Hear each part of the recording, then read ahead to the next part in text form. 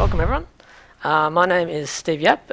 This is my talk. The presentation is called Publishing Your First Mobile Game. The reason it's called publishing and not developing is because this isn't really a technical talk. I'm not really going to talk about how to create a particle effect or how to create a sprite sheet. It's not really the scope.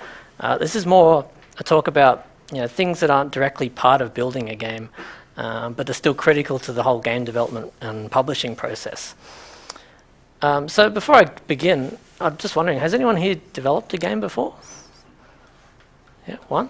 Has anyone done any mobile app development? Like published on any mobile platforms? No? Okay, cool. I mentioned the mobile app stuff as well because like game development for mobile and app development is very similar. A lot of what I'm talking about here basically applies to both. So just quickly my background. So I'm based in Newcastle. I did a Bachelor of Comp Sci back in 2002. I've been a software developer for the last 11 years. And then about 3 years ago, I started dabbling in mobile games. It happened back when I was teaching myself Silverlight, just because I thought it looked like a cool technology at the time. And someone pointed out to me, hey, this Silverlight stuff you've been doing, you can just push that onto Windows Phone. So I thought, great, I've always wanted to make games, so I put it out there, and basically I got addicted to this whole process. Since then, I've moved away from Silverlight and moved on to Unity, but I'll talk more about that later. So in 2002, I created Castle Mine, which was actually my fourth game. Everything before that was just like learning.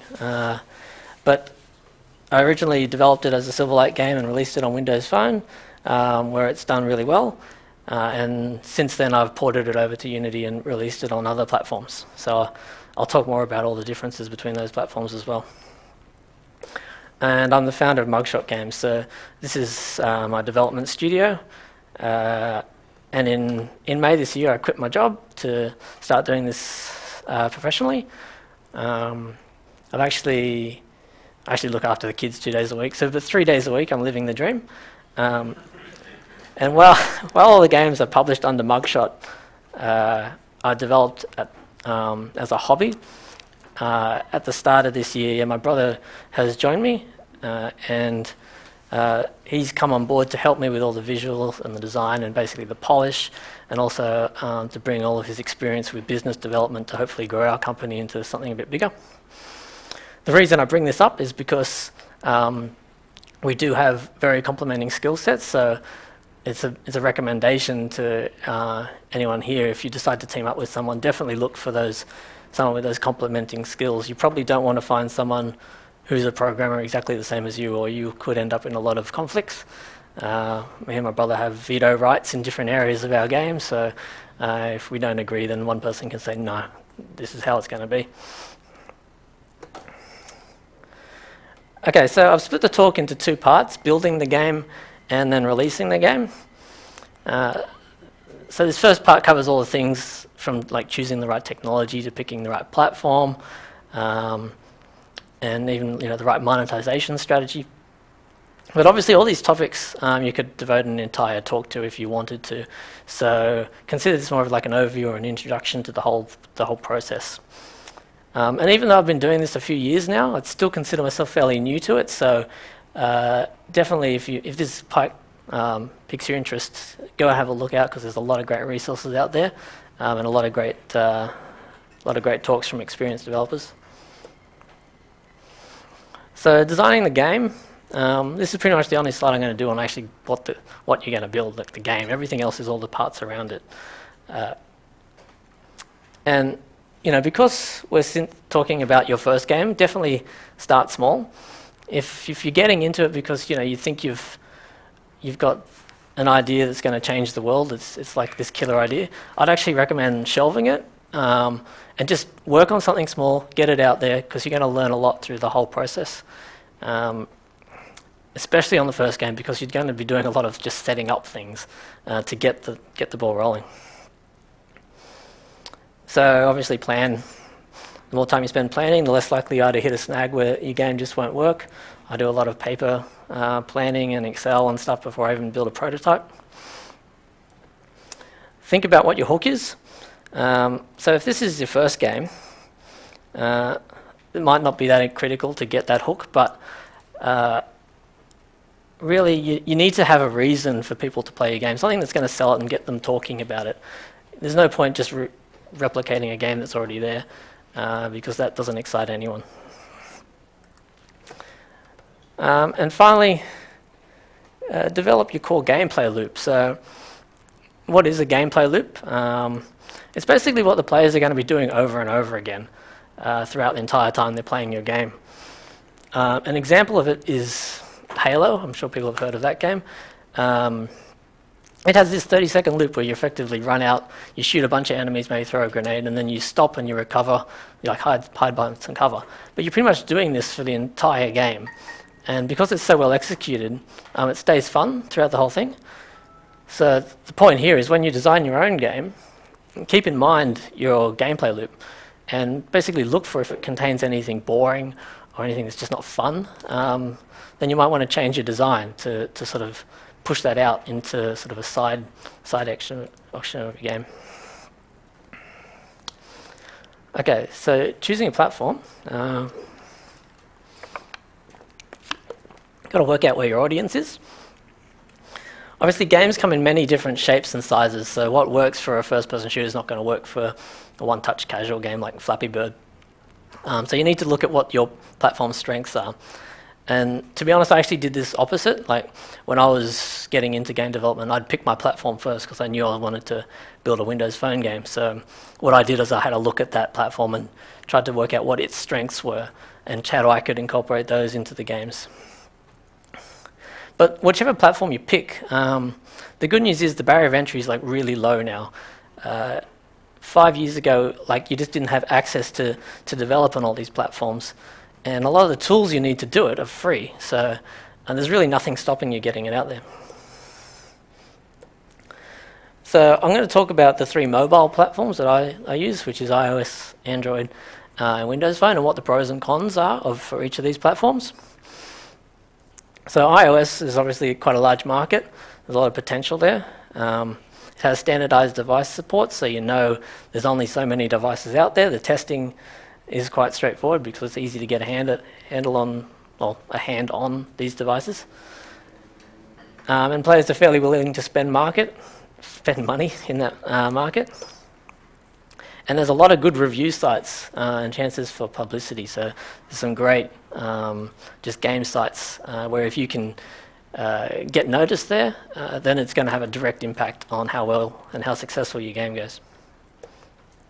It also has Game Center integration, which I'll talk more about later. The cons are obviously the massive competition there. So it's very easy to get lost. You can release your game and just have it disappear within a week, and even you will have trouble finding it there. And obviously the qualities are also very high. The bar is quite high, so releasing a little test game on there is really not going to have any chance. There's also some piracy there, but that's kind of expected everywhere. Android pros, obviously it's a massive market, it's the biggest market. It's very simple to publish there. Their certification process is all automated, so once you submit your game, it'll usually clear in a couple of hours, so you can be very responsive with your updates. And there's a one-time setup fee compared to all the other platforms which have a yearly subscription. Has Google Play integration, which is essentially the same as the Game Center stuff. Cons, there's hundreds of different devices to support. It's crazy from the super high end to the really low end to different features that are included. You really don't know what you're going to get if your game gets installed on an Android device. Pretty bad piracy on there. My piracy rates are actually reasonably high, and mine's a free game, so it kind of says something about that.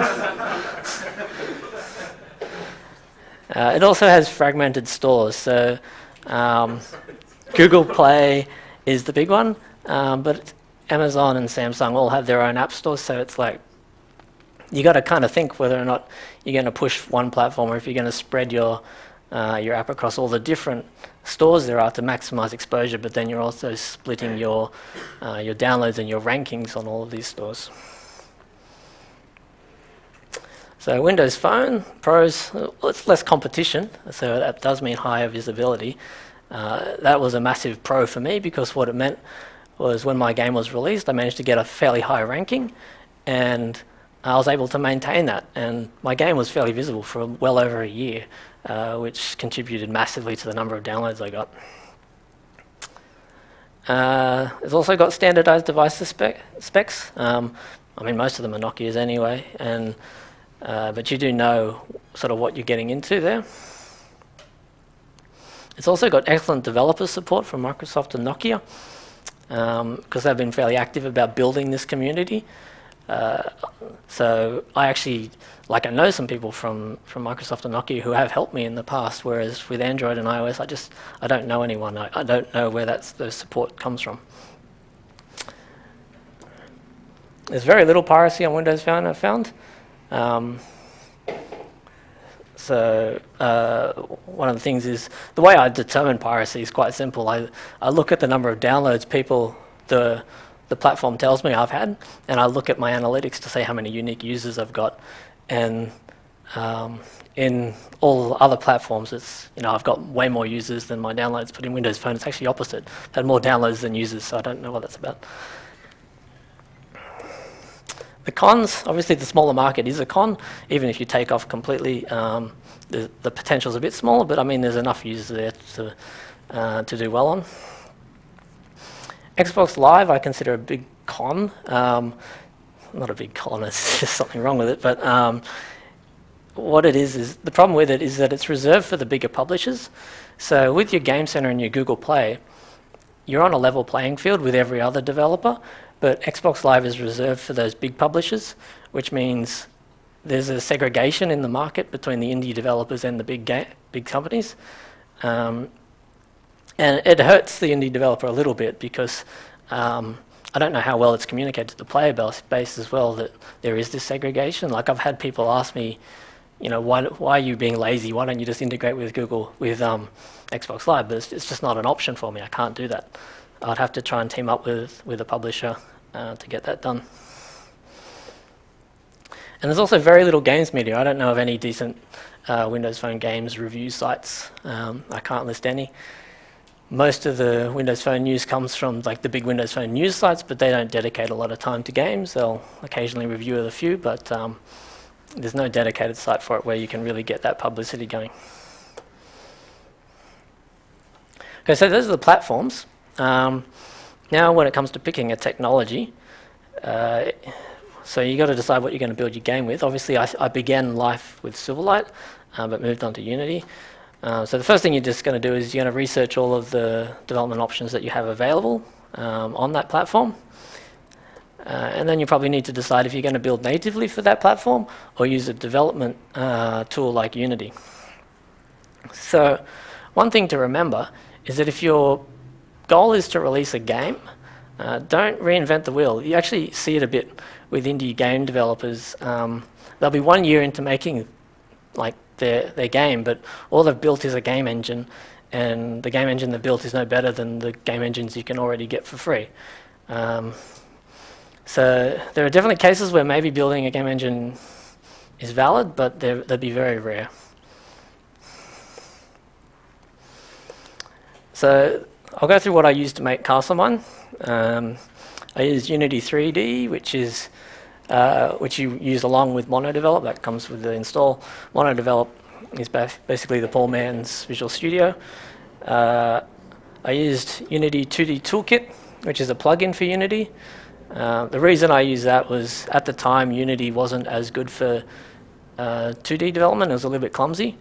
Since then, they've improved it a lot, and they've got a lot of native built-in 2D functionality. So this plugin isn't even entirely necessary anymore, but I still recommend it because it's a great plugin. It'll give you some performance gains, and it'll tidy up a lot of stuff for you. Photoshop, I did all my art in Photoshop. That's only $20 a month. Audacity, I use that for sound effects. It's just a free tool to tweak music and sound. I used Visual Studio Express just for when I was doing the Windows Phone versions. Xcode, which is free for iOS development. And then Excel, which is just part of Office 365. So you can see it's quite cheap. There's not a lot of cost, not very much outlay at all to become a game developer. You might wonder why Excel is there, and that's important because this is the whole don't reinvent the wheel thing. So if you can use Excel as a level editor, then that's what I did. So you could do it too. This is a screenshot from our upcoming game, so hopefully coming out soon. Okay, so picking the technology. So why did I pick Unity? So what is it? It's a powerful free game engine capable of targeting every platform you see on here. So all your desktops, all your different mobile platforms, all your consoles. I mean, it even supports Oculus Rift if you wanted to. So this was the primary reason I went with Unity and I switched over. And because I was developing as a hobby, I really wanted to get the most value out of any time I spent like learning a new tool. And this meant going with Unity meant that it didn't really matter if I changed my mind in the future and started wanting to target different platforms. All the time I spent learning Unity wouldn't be wasted. So why Unity Part 2? So these are some other reasons I went with Unity. First, because it's C# and I've been a .NET developer for 10 years or so. I didn't really want to learn a new language. It has a really great community around it. So both beginners and professionals, and what that means is all the questions you'll ever have for Unity will have already been answered by someone. Even your most stupid questions will have an answer out there. It has an asset store and a plugin store, which just allows you to save a lot of time. So things I've bought on the asset store are things like the 2D toolkit, but also plugins just to handle all my in-app purchasing, so I don't have to worry about that. Handle my ad providers, handle analytics, all those sort of things you can just buy plugins for, so you don't really have to delve or learn anything about it. I also bought a plugin for particle effects, right, which has 30 or 40 great particle effects for $4 because it was on sale. So if you can imagine how much time that saves, and it probably does a better job than I would have done anyway. So it's just kind of the thing you can do. The asset store also contains like art assets and sound assets. So if you're not interested in doing any of the graphics yourself, you can buy 3D models or like a whole an environment, like a 3D environment if you wanted, and make your game around that. And lastly, it produces a native project to target the platform you're using. So even though you're developing everything in Unity, when you say, I want to now release to Windows Phone, you click Build for Windows Phone and it produces a Windows Phone project. So when I released it, there wasn't a plugin available at the time for me to do, I think, analytics through Windows Phone. So, but because I was a .NET developer, I could just open up the project, download an SDK, and basically edit the XAML that it produced to insert that in there. So just it gives you that extra level of tweaking that quite a few of the other game engines don't support.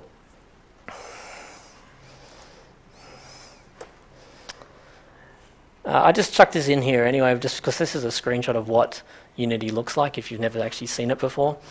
When you're in Unity, you're basically working in two parts. So you've got this is the main Unity application where you're building your scene and putting everything together, but otherwise you're writing all your code in either Visual Studio or Mono Develop and just bringing those scripts in. So say if you created a script that handled your enemy behavior, you'd bring that in, you'd create an enemy sprite or something in there and just drag the script on and it would control of its behavior. And Unity is really not that hard to learn. So I learned it by porting my game across from it and taught myself it just by watching YouTube videos. So I found a series of videos that taught you how to create tower defense games, and so within a month I'd done the port. Obviously spent a lot more time after that polishing it, but it kind of shows that it's not too scary at all. Okay, so you've picked your platform, you've got your technology going. Game assets, so this is a game, right? So it needs to look and sound appealing. Unfortunately, players won't be able to see, your beautiful code, so you need some game assets. So what resources are you going to need? Obviously, you're going to need art. That's the most obvious one, and depending on your artistic skills, you might decide to develop all the art yourself. So I was competent enough in Photoshop to do my art, but I could definitely have done it better. But you can definitely go to sites like this Open Game Art. I'll include like one link for each of these things, but there's plenty of resources out there for just getting free art that you could import, or simply buy some or commission some yourself. A few points on art. So obviously art is incredibly important. The sad truth is a bad game with good art probably has more chance of getting a download than a good game with bad art. Unfortunately, you can't take a screenshot of good gameplay. And consistency is more important than quality. I don't know if this point is controversial or not, but for me it's true. There's nothing more jarring than seeing a game where there's all these different mixed art styles in the same screen. And the thing is, if you do all your own art and all your art looks like it was drawn by a 3-year-old and all the menus and stuff, it'll look like a consistent art style if you keep it consistent. Whereas if you've got a mix of photorealism and cartoon graphics, or you've got your sprites where all the light sources are coming from different angles, or your sprites have an outline and they're all different thicknesses, it just looks wrong, and players will pick up on it, I think. I bring up this point because if you do decide to go out and source your graphics from free libraries or whatever, it's just something to keep in mind that they all gel together. Also remember about pixel art. I don't know if you know about pixel art, but you see it a lot in games recently where pixel art came about because people were trying to make their games look retro, look like 16-bit classic games.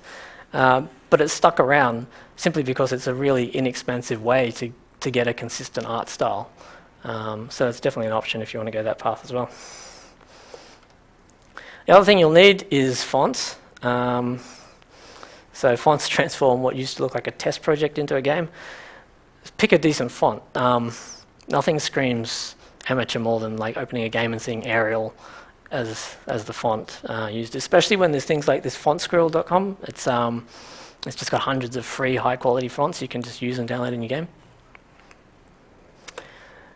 Music can sell a theme or whatever, but the point is that there are some really good musicians out there who give their music away for free. Usually all you have to do is just give them a credit in the game somewhere and they'll let you use it. But then there's also these places like Audio Jungle, which aren't free, but you can just browse through thousands of different tracks, listen to them, and just pick the one you want, and you can license them for not much money at all. I've licensed one for like $10 there, so there's no excuse not to have some decent music in your game. And finally, sound effects. So definitely worth putting in. Sound effects are actually a little bit more difficult than anything else I found, just because it's hard to find them if you're going free like I was. So freesound.org has many thousands of sound effects, but I don't know how to search for them. So I had a menu in my game where it goes up and down. I wanted a swoosh sound, so I searched for swoosh, and I didn't find anything. So I don't know where to go from there. You'll find just hunting for sound effects is quite difficult, and you'll be sitting there just pressing play on 100 different sound effects to see if one sounds close. It's a difficult thing to find. All right, so by this point, you've got your platform, you've got all your game assets, you're pretty much building a game. But it's time to think about monetization. And this is a big topic, right? So how do you make money off your game? You really don't want to leave this till too late to think about. And it might be valid. I mean, if you're creating your first game, you might just decide I don't want to monetize it because it's not worth the effort. But just be aware it's a big topic, and it's a bit of a black art as well. So you want to research first what options are even available to your own platform, because not all options are available. It used to be Windows Phone didn't have in-app purchases, but that was changed in Windows 8. But even things to the degree of, one thing games used to do is offer you some free in-game currency or free items if you watch an ad in the game. But this kind of incentivized advertisements are basically frowned upon now by iOS. They say you can't do that anymore. So it's definitely worth researching what you're trying to do. And yeah, just make sure that whatever choice you pick fits with the game you're releasing, because yeah, there's no single best strategy for monetization that works for all games. So I'll cover the three main options you've got. First one's obviously premium app. It's the simplest and purest form of monetization. So you set a price. That's what it costs. You get everything, you're done. Problem is, combining this monetization option with any of the other ones is pretty frowned upon. So if you buy a game and then you find it's got in-app purchases or ads in it, yeah, it's pretty rude. You don't want to do that. It's obviously the most affected by piracy, just the nature of it. And this is what I've found, at least. I think you need a good brand behind it, or some good publicity or marketing to really sell it. Because people don't look for premium apps anymore, they look for free apps. It's just the way the world is going at the moment. You can release trial or light versions to help build an audience, because the biggest downside of a premium app is simply that players aren't really willing to take a risk on you. When there's so many free games out there, why take a risk on something you've never heard of that's charging you some money? So the trial light version is a way to get around that, but it's also a bit messy in that you're now supporting often two different versions of the same game. And just when you do your mental calculations of how much money you can earn in the future, just be aware that all the platforms take a 30% cut of anything you earn. So Apple, Google, Microsoft, they all do that. Personally, I think that's actually a pretty good deal, considering what you're getting from them, like a platform and distribution channel, all the handling of the money, everything, and refunds. They take care of it all, so it's a fair deal. The other option you've got is your in-app purchases. So 30% cut applies here too. But there's two types of in-app purchases, if you've ever dealt with these: consumables and durables. Durable is anything you buy once and that's it, you own it forever, and a consumable is something you buy multiple times. In the gaming world, what you'll often find is, say, a durable, you'll unlock some content and you'll own that forever, and a consumable, you'll be buying like gold coins or something. You'll spend those gold coins and then you can just keep buying them again. So what can you do with in-app purchases? Pretty much anything you want. So you can unlock content, remove ads, buy currency, buy items, speed up wait times, whatever you want. There's no real rule on what you can and can't sell.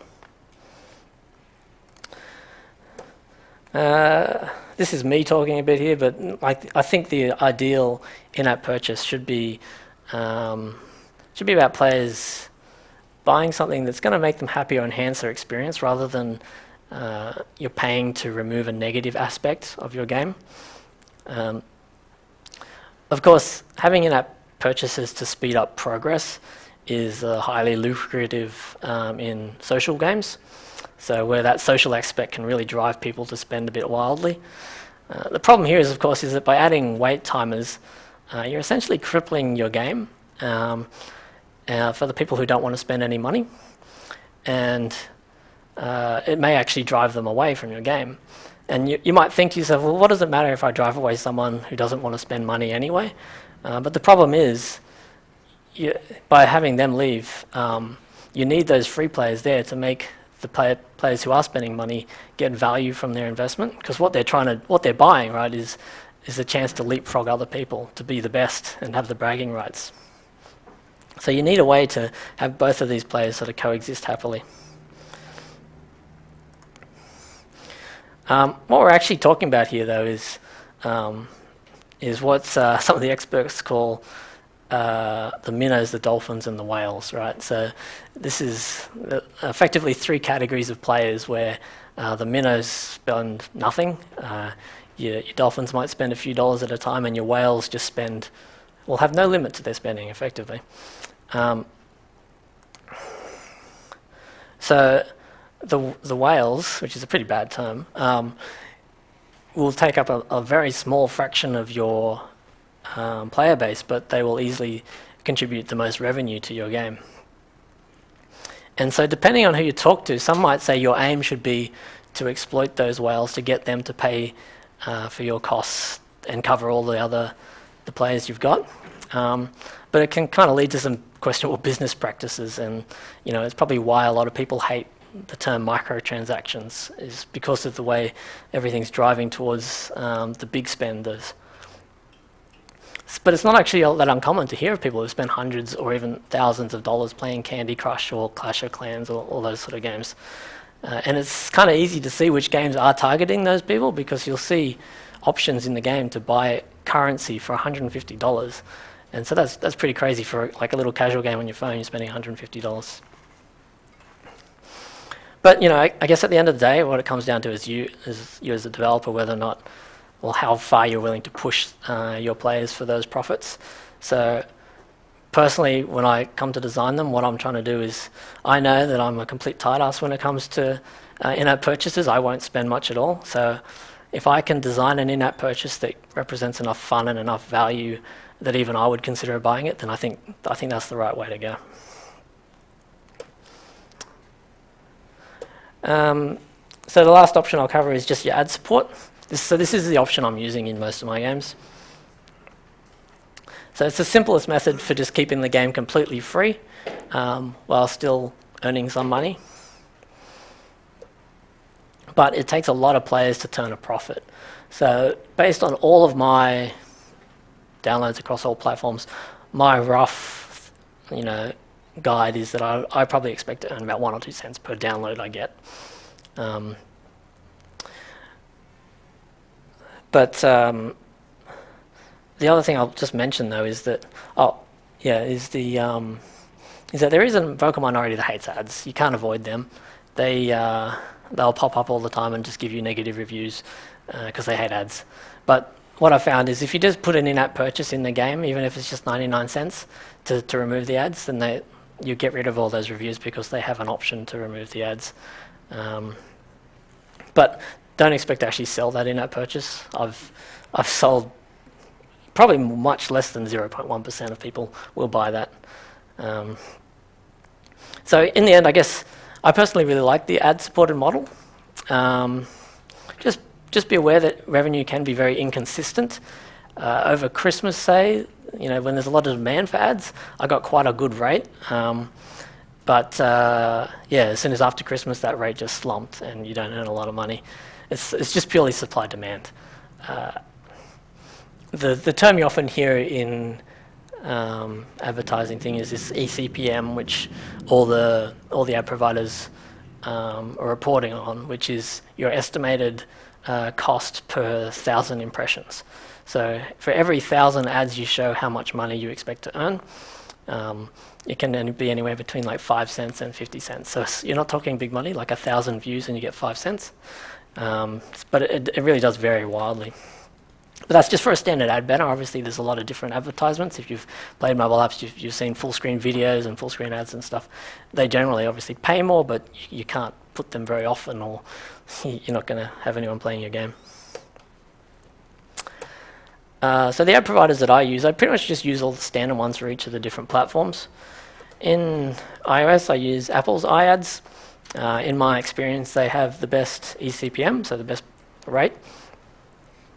But I guess one thing to take into account, though, is whenever you hear people quoting the rates that they're getting, you got to remember everyone's experience and this is different. So you can't just say, I've heard that this one has the best eCPM and go with them.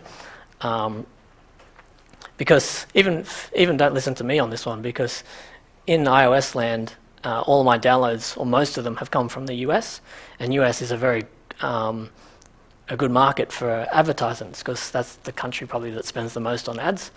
So that's obviously skewed my perception of which provider is the best, because my other across Android and Windows Phone, I've got a much more international user base, and that's just naturally going to drive down what my average is.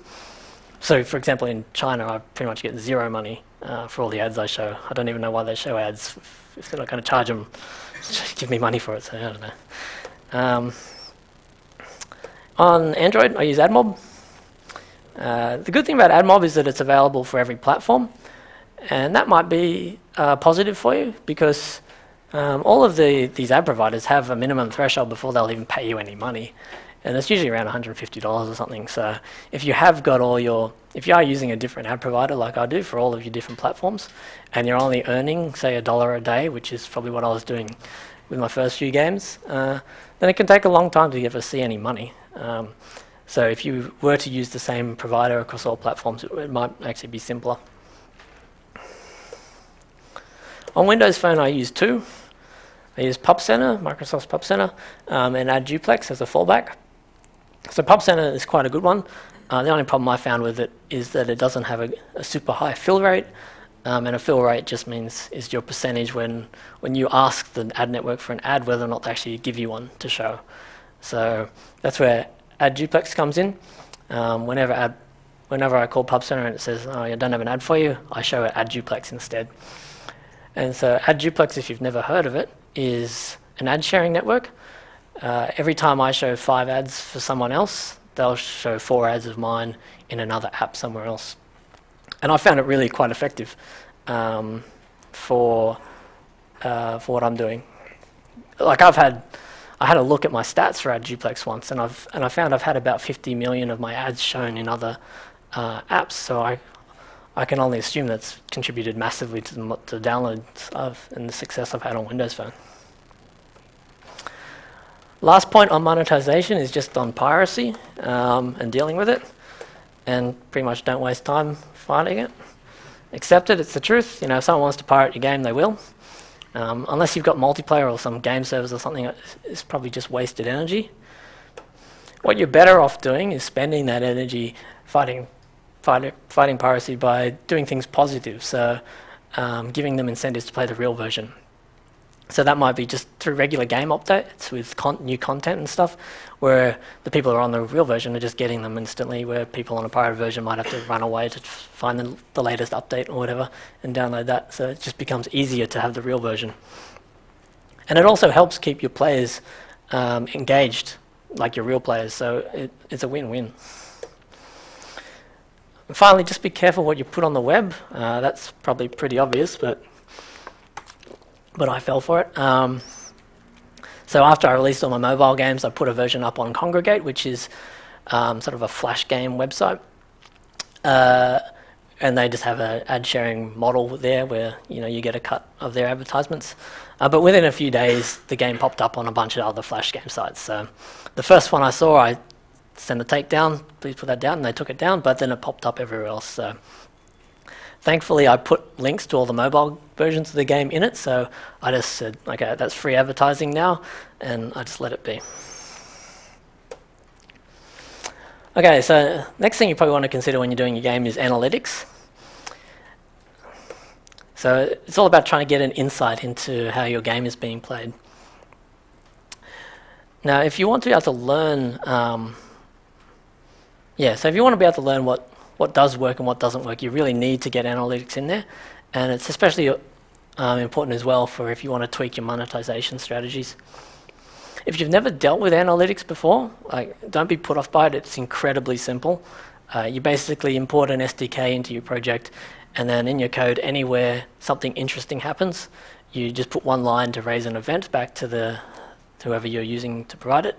And that's it. You've logged that piece of information. The only tricky part about analytics is just trying to capture meaningful information that's going to be useful to you. So what would you use them for? Some things that you might want to consider is trying to work out what a player was doing before they made their first purchase, because that might be useful. You might be able to incorporate more of whatever was successful in future areas of the game. You might be able to find out where the difficulty curve is too steep in your game. So I record what ratings people get on certain levels. So if I can see no one has got a perfect rating on this level, it's obviously too hard.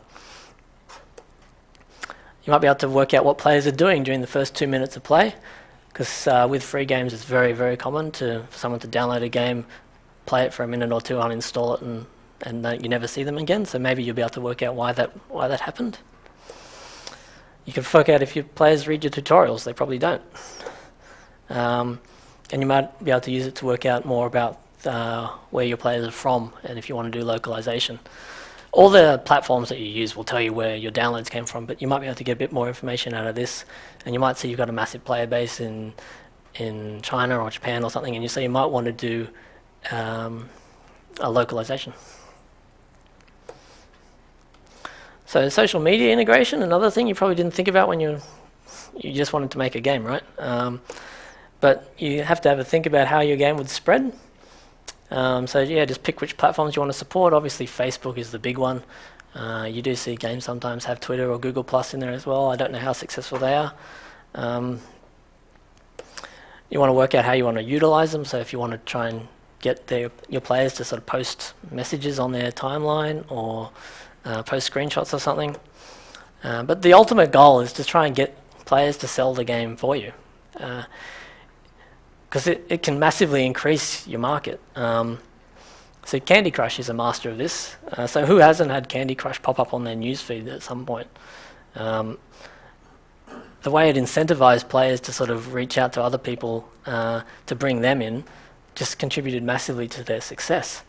It also annoyed a lot of people, so there's a fine line of how far you want to go.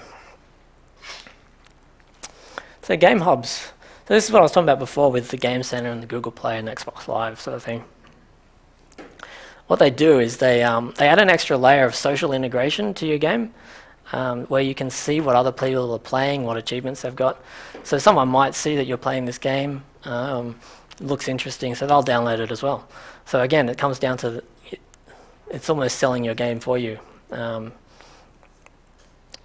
So I should say, what does it allow you to implement? So you can put achievements, you put leaderboards, cloud servers, and multiplayer. So it has all this framework for all of this in there. For Castle Mine, I didn't implement any of those game sub sort of things, and a lot of people consider that a negative, right? For some people, the whole reason they play a game is for the achievements and for the bragging rights. So not having it in there was basically not giving them a reason to play your game. So I'll definitely be implementing it in any future games. So testing, does it all work? Yeah, so definitely try and get as many physical devices as you can to test with. When I was nearing release, for an Android release, I got my hands on an old Android Galaxy S1, I think, so it's like a 4-year-old phone. And unsurprisingly, I ran it and half the game was just missing. It just a black screen. So with a few little optimizations, I was able to get it working. And then that just massively increased my market, right? Because prior to that, anyone on an old Android wouldn't have been able to play the game. Emulator will do while you're in the middle of development, but definitely get your hands on physical devices at the end. Yeah, get your friends and family to try and help you test as well. Rope them in.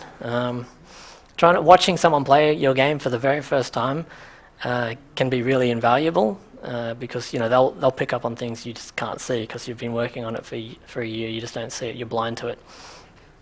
Especially if you can manage to keep your mouth shut while they're playing it, which is actually quite difficult, and it's a little scary to watch them to play the game. But you just got to remember that this is exactly the experience that everyone who is going to download your game and play it is going to have. They won't have you over their shoulder telling you what to do. And also consider whether or not you want to do a private or a public beta. I did. So I did the private beta first by just going onto a forum and asking people who would be interested in testing it. So I ironed out a few bugs there. But then I also did a public beta, which is effectively I just released the game with beta on the end of the name. And it was quite successful, really, because what it did was because the beta actually was fairly successful, it meant I had this small player base already playing the game, so that when I released the full version, they were all ready to jump across. And so that little spike in downloads when I first did the release would have shot me up the rankings quite a bit. So I don't know how well successful that would be, because that was like 2 years ago, but it's something you might want to explore as well. So that's everything you probably wanted to incorporate into building the game.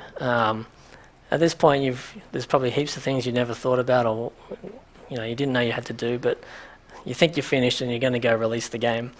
But then at this point, if you're like me, you realize, no, you're underprepared again.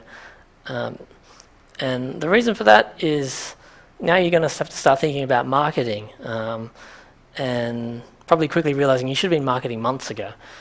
So before I get into that, there's a list of other formalities you might need to go through that you probably didn't consider. So you're obviously going to have to register as a developer. So you're getting ready to publish. So you want to sign up on all the platforms you want to support.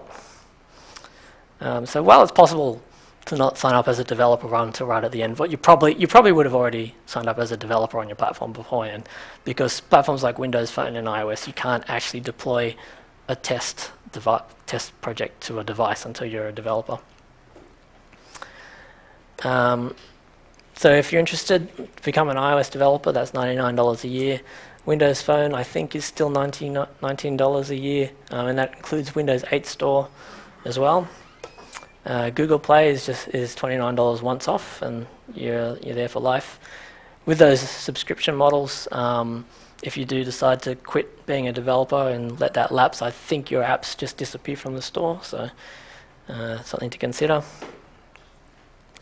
And then once you're signed up for all these, you need to start thinking about all the different platform-specific requirements that they might have. So for example, how to handle the back button on a phone, or how to handle the home button. There might be certain rules about what you're supposed to be doing there.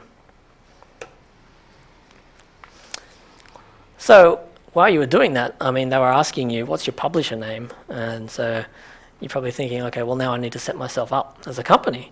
So now you're way off topic from like when you thought you were just developing a game. Now you're forming a company. One of the things you're going to have to do is work out how serious you want to do it. So, and the first step to that is naming your company, which is incredibly hard. Not because coming up with a cool name is hard, but because there are domain squatters everywhere. Every name you've ever thought of has been taken. You can spend weeks on that and drive yourself insane. Then you might want to think whether or not you want to register as a company or as a sole trader, or maybe nothing at all. For me, I've basically been through all three scenarios. Originally, I was on Windows Phone, I was just me, an individual. And then when I went to the iOS market, they basically said, no, you need an ABN, you need to be a sole trader effectively. So then I set that up, and now with my brother on board, you know, that sole trader doesn't work anymore, so we've become a company. The other funny thing is, though, with Apple, they're the only ones who require you to become a sole trader, and yet they're the only ones who won't let you use a publisher name on their store unless you're a fully fledged company. So if you look for Castlemine on the iOS store, it's Castlemine by Stephen Yap, which just looks dorky, and there's not much you can really do about that unless you become a full company. Register for GST, that's another requirement by Apple, but no one else. It's just, I guess, the way they do their accounts. Generally, registering for GST is not a requirement unless you're earning over 75 grand a year. So I actually got a call from the ATO saying, what are you doing? And I said, oh, well, Apple required it, and said, oh, okay, that's fine. But yeah, so it's just one of those things. You might want to get an accountant, that's optional. You probably want to create a company logo, that's optional, but you probably should. You might want to open a company bank account. So these are all things you probably didn't think about when you're developing a game. There are fee-free transaction accounts out there for businesses if you want to look for those. You might want to register trademarks. The trademarks are very important for games, but they're also extremely costly.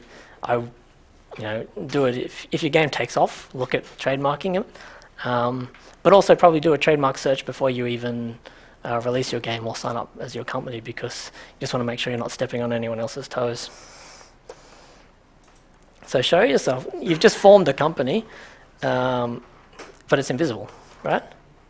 So you want to create a company website? Yeah, sure. I have a question about the trademarks. Trademarks are required for every country, actually. Like, you need to get, if you get a trademark in Australia, it's not valid in the United States. That's right, or it's yeah. not valid in China. Yep. So do you, when you're saying trademarks, do you target each country that you're releasing? You do. That? So usually you'd go for the trademark in your own country first, but there is an agreement, I can't remember what it's called, but you can basically take that to an international level. Do you remember the name of it? Nah. But yeah, so if you go to that, you basically say, I want to trademark in all these countries as well, and you can do it as a big group, and it'll cover like most of the world. But you do pay per country effectively, yeah. How much time have you spent on the trademark issue, and how much have you spent? Today, I haven't spent a lot of time. That's why I've got a partner now. I try and, I want to make the game.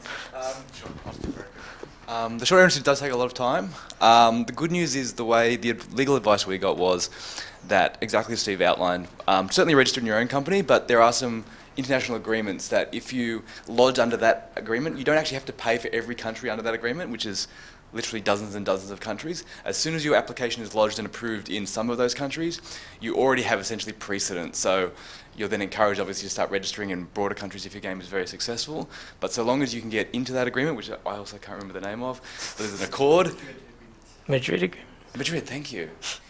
There you go. If you're part of the Madrid agreement for just a few countries, you're already in the system, essentially. Since trademarking takes some time, so do you recommend that we start, or if you're developing a game, you start early trademarking your brand or whatever? Because there is a waiting period for trademarks, as far as I know. Very quickly, essentially, I'll just give you what we did, essentially. The way we approached it was exactly as Steve outlined. We first did all our checks, and there's free databases online where you can check the EU, you can check America, you can check Australia. They're not easy to find because I think lawyers don't want you to find them because you can often pay them hundreds of dollars to do those searches for you, but they do exist. So we did all the preliminary searches plus talked to some lawyers. Our advice, once again, was to register in our own country first, in Australia first, to once again get in the system, and then progressively trademark in other countries thereafter. You're essentially taking on some risk yourself, of course, but because you have some precedent from a legal point of view, you do have some right to challenge if someone else decides to come in parallel to you. But as Steve said, it really starts with trying to find the most unique name you can. And if you can, usually the trick is if you get the domain name, the .com, you probably have a good indication that that name isn't taken elsewhere, because one of the first things someone will grab if they're trying to stake out some IP. Thank you. Okay, so yeah, after you form this company, you probably want to get yourself online. So this is at the point where you want to create your company website, and you want to set up a Facebook page, you want to set up a Twitter account, a Google Plus and a YouTube page, a Tumblr page, whatever that is, and then brand everything and post content. So more steps that you probably didn't think you had to do when you were becoming a game developer, but all quite important, to get yourself out there and give yourself the best chance for success. Okay, so marketing. I'm not qualified to talk on marketing, really, but I can tell you what I did, which wasn't really enough anyway. So this is what I've experienced with. One thing to remember is your icons and your screenshots really form part of your marketing. Because it's the difference between just being passed over when you're looking through the App Store or someone clicking that download button. Create a video trailer. Just make sure you keep it short and to the point, and just highlight all your unique features. I've seen some terrible videos out there that highlight things that aren't even features, like my game has particle effects or has sound effects, which is a bit like saying your new book has words. There's just no point, right? Press releases, this is something that actually went down fairly well. Basically, I created a press release, tried to customize the email per site, and sent it out to all the game review sites and whatever. I probably got about a 5 to 10% response rate, which I've actually heard is quite good when you consider that these guys are probably getting hundreds of emails a day. So just trying to get noticed is quite difficult. YouTubers, I never really got any success getting YouTubers on board, but they're definitely worthwhile because it's a whole new avenue for getting your game out there, and they've got many thousands, if not hundreds of thousands of subscribers. One thing to keep in mind if you do chase the YouTubers is that they'll usually require some sort of written thing on your website or to them to say yes, they can use video content from your game, and they can monetize their videos, because it's just the current state of the whole copyright infringement stuff that's going on with YouTube. They really don't want any strikes against their names, and there have been cases of fairly dodgy game developers silencing critics by issuing a copyright infringement against a bad review. So you don't want to be involved in any of that. I did a web demo. So I just, since Unity can release on any platform, I built a web version, put a short demo up on my website that only the press could access, and I included that in the links. I do know that that was at least successful for one review site who checked it out and was interested enough to then do a good review, and that good review was on a decent website enough to sort of snowball some other reviews, so that worked quite well for me. I posted to all my social media channels, but I don't really have any followers, so that wasn't hugely successful, but as you build that following, that's obviously a great avenue. And lastly, I talked to a lot of players on the forums and in Reddit. So again, with the iOS build, the website Touch Arcade basically has these automated posts that get created in their forum for each new game that comes out. So I set up Google Alerts to look for my game, and I discovered this. And there are a lot of people just on that forum asking questions about this game that they'd never heard of. So I managed to get on there and answer a lot of their questions. And for them, it was great to have a developer come on board and talk to them directly. A lot of people enjoyed that. So I know it resulted in a few downloads as well. So one thing, if you ever ask an indie game developer what they should do about marketing, they'll always say just get started early. You can never start too early, which is kind of opposite to what most people think when they're developing the game. They just want to build it and show it when it's nice. But the common consensus is you should be posting screenshots regularly. You should be having a development blog. You should be getting the ball rolling early and getting people interested, so that it's not just a big bang when you release the game. You've actually got something churning away in the background at all times. So yeah, finally, time to publish. But yeah, there's just a few more things. So you probably want to plan your release strategy here. This is where you might be thinking about your public or private betas. You might also be thinking about whether or not you want to do a big simultaneous release across all platforms, or whether or not you want to do a staggered release. Some of the big companies like EA and Blizzard are even doing this now, where they will release their game first in like Australia or New Zealand or Canada or something, just for a few weeks ahead of the curve, just to test the waters sort of thing. And it might work for you as well. Also, yeah, plan if you want to do any future updates. So it might actually be a good idea to wait until you've got your first update ready to go, so that you can be really responsive. If you get those downloads coming through, you can publish that content update and try and keep the interest high. Generally, whenever you release a game, there'll be a massive spike when you release it, and then it'll just dip right off. So if you've got content ready to go and ahead of that, maybe you can keep it going for a little bit longer. Now when you're publishing, you probably want to start creating all your store descriptions, your icons, your screenshots, promotional images. The problem is there's no standard across all the different platforms. So just as an example, like your icon, across all the 3 platforms, you need 15 different sizes of icon.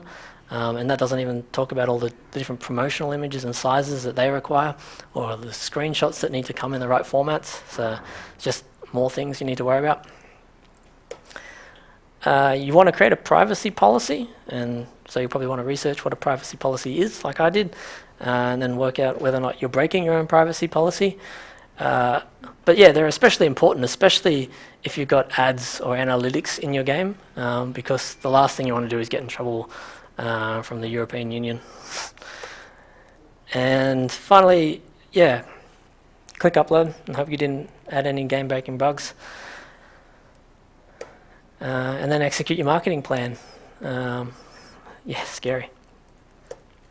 But, so, you did it. You released your game. The last thing, again, what you want to do is you want to do your post-mortem.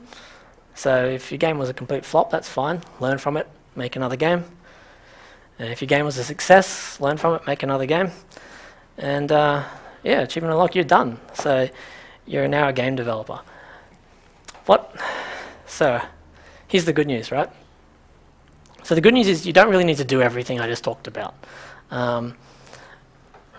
I think you'll definitely eventually need to consider all of it, but if this talk is all about creating your first game, right? So you're only going to do as much as you feel comfortable with. So you don't need to do all of this. your goal really should be just about getting published, because that's where you're going to learn the most. So you really want to keep that first game simple, and that other stuff like forming companies and marketing and monetization, you can just leave all that, because if you release a game and you spend days or weeks worrying about your monetization strategy and you get 10 downloads, I mean, you've wasted your time. You're going to be learning so much. Yeah, it's 100% about learning your first game, really. So as I said, I've released 3 or 4 games before Castle Mine, and none of them were particularly successful, but I was learning all the time. Obviously, avoid scope creep, especially for your first one. Yeah, Adam. Could you tell us now, in retrospect, why they weren't successful? That's a good question. Could you tell us about the first one? Okay, so the first game I ever released was, it was called Eclipse on the Windows Phone. It was a puzzle game, and what it was is, if you can imagine those find a word puzzles where you circle the letters in a game, I did it with colors instead. You had to find chains of colors in a thing. So part of that, it wasn't the most appealingly looking game. It was it was a few cheap graphics stuck together and didn't run all that particularly well. It was a bit laggy. I don't even know if it had sound effects, but yeah, I never expected it to do well. But I did learn, how to release a game and all that as well. And did the second one have better graphics? That was my second one. The second one was actually a puzzle game using photos, and it was just an excuse to combine a photography hobby into a game as well. It got much better reviews. Like, it was quite well received, and definitely wasn't particularly successful. And it's actually funny that I released that probably like 2 years ago, and recently it started getting picked up by the Windows Phone team to be featured in a bunch of like Scandinavian countries and things. They might like their scenic photos. So it's interesting that your games never die once you put them out there. There's always the chance that maybe something will happen and they'll catch on. Yeah. For your analytics, do you have a way to capture the age group that's playing your games? I don't capture any personal information about it. I only try and capture like gameplay statistics. It might be possible to do it, but there are definitely I think there's some extra permissions and requirements required if you want to start capturing that information. And often what that means is when they download your game, they're going to get a big warning, saying what permissions this app requires. And I don't know, that can be a little bit of a turn-off for some people.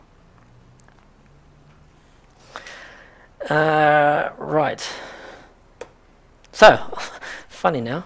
Your first game will probably suck anyway.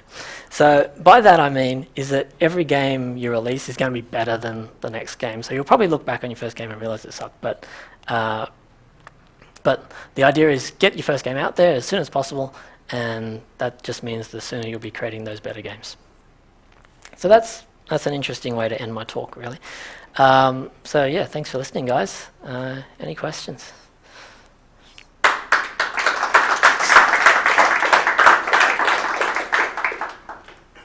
I have a question. I wouldn't mind knowing, I know you made it big on Windows Phone first. Yes. Was your second iOS and then Android, and what percentage of your revenue and what percentage of your downloads, if they equate or don't equate, are you currently tracking it? Yeah, so you're right. The original version was the Silverlight version. And it's still the most successful of all the versions. When I ported it over to iOS, I actually think I did it wrong in that I decided to release it as a paid app, as a 99-cent game. And so I think that hampered me a lot, because when I actually released on iOS, I actually got some good publicity and a lot of review sites picked up on it. But just the fact that I was charging 99 cents drove, I'm sure, a lot of people away. So that paid version probably only got about 5,000 downloads. So after that, I decided I'd release the free version, which has done better.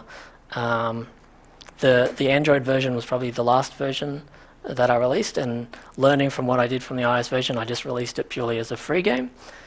But then releasing it as free game, I got hammered by people saying the ad problem. I don't want ads. So later on, I put the in-app purchase in there to remove ads. But yeah, out of everything now, I've still got 90% of all my downloads on Windows Phone. Android is the next biggest, with maybe about 100,000 downloads, and iOS is the worst. But it has this problem where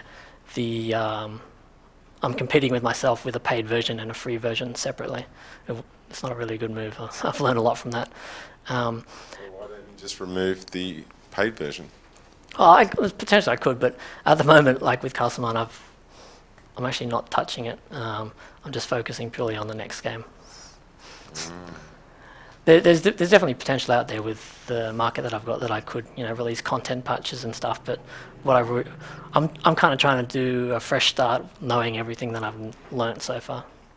So it sounds like you've got 90% of your downloads from Windows Phone and maybe 8% for the Android and smaller. Yeah. So is that equivalent in terms of dollars as well?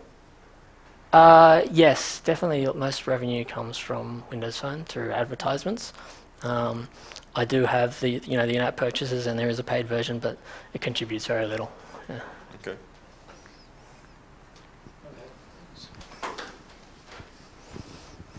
With that many people using your games, do you have to do any support with that? Like millions of downloads? I just start very to get little. scared. Yeah, surprisingly, I get the occasional email of maybe someone says it doesn't work or something. But yeah, there's very little communication with the users at all. I do have often it'll be an email out of the blue, or but apart from the occasional people who just says it doesn't work, I don't get anything. And often when I respond to them and ask them more questions, they'll say, "Oh, don't worry, it works now." So. Okay. Cool.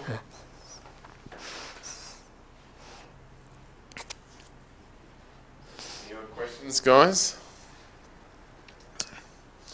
All right. Well, it sounds in terms of that support, it sounds like we've got to get out of business software. Yeah, that was a very interesting comment. Not much support. I assume there'd be a lot. But I actually should say, I mean, it could have a lot to do with it. It's a 100% free game. Once you start adding in-app purchases and maybe some more avenues where people can get quite upset if anything goes wrong, then I'm sure I'll get some more support. I might ask a last question. Would you choose Xamarin today as the technology to build your app? Perhaps if I was doing an application, yes, but definitely not for a game development. Right. Unity's just too nice in terms of its built-in collision detection and particle effects systems and all sorts of like physics-based things. I don't think Xamarin's the right. And and is there stuff being developed in the Xamarin space to help game developers? I have never looked into it. I haven't heard of anything. Okay. Cool. All right. With that, thank you, Steve, very much for coming down. Excellent. Thank you. It's been a pleasure. Oh, sorry. There's a question from online. Oh, sorry. There's an online question. Do you want me to? Okay, a couple of online questions. Steve, how do you research the market to determine if there's a substantial interest in the game you are designing? That's a tough one. You can have a look at what's already on the store in terms of similar games to what you've got going and how successful they have been. It's probably as far as I go. I try to come up with a concept that hasn't been done before, just to have something a little bit unique, so that it can compete a bit nicer. But yeah, I do download a lot of games and play them for a lot. It's all research, right? So yeah. Steve, how do you think you could encourage my Minecraft-addicted 9-year-old son to start putting his energy into making his own games? Wow, that's a good question. I like Minecraft. Don't stop playing that. I don't know. I guess you'd have to start putting ideas into their head about if they were to create Minecraft themselves, what would they do differently? What would they see as being awesome features, and probably get them from that angle, I suppose, to sort of to look into what it would take to make their own Minecraft. Maybe do a school assignment on it. Yeah. Awesome. Okay. Thank you very much, Steve. Cool. Thank Cheers. you. Did you get all that? We'll take the SSW TV quiz and test your knowledge now.